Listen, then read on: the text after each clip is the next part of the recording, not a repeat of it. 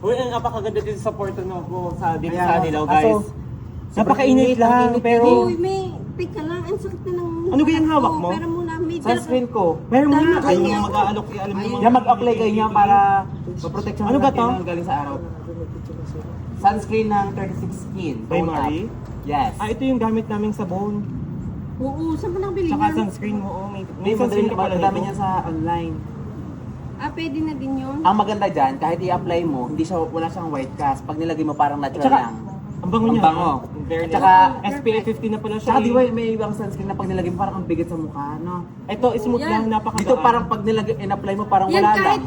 kahit gumasa lang sa araw. Oh, di ba maganda pa rin ang mukha niya? At saka, hindi pa, isa pa, si Kulot, nagmula na sa kaitiman noong bata-bata. Ngayon lang siya nag-alaga. inaalagaan niya, Mm. alagang 36 skin. Kaya ang kinagandahan nito, SPF 50++, PA++++, tapos sinamate pa.